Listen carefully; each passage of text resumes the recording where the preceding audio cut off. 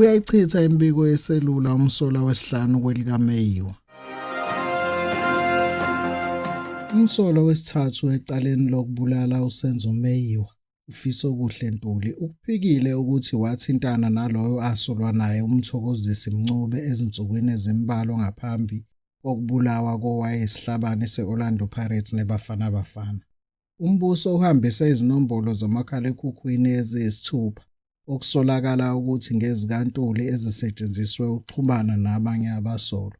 Abalisa abahlanu babhekene necala enkantolo enkulu eseNorth Gauteng, ePitoli, ngecala lokubulala uMeyiwa owadutshulwa wabulawa eVosloorus kubo kowayeyintombi yakhe uKelly Khumalo ngo-Okthoba 26, 2014.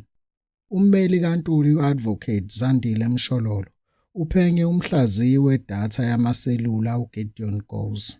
Ukuphikile ukuthi inombolo kamakhalekhukhwini ngeyekhasimende lakhe. Umsolwa ongunombolo wesihlanu uMnumzane Fisokuhle Ntuli uyaphika ukuthi inombolo ngeyakhe, ngakho akakaze axhumane nomsolwa wesithathu phakathi kuka-Okthoba 24 kuya kuJanuwari. Ezangalesi sikhathi ubuziphathele uSeluma Nzima.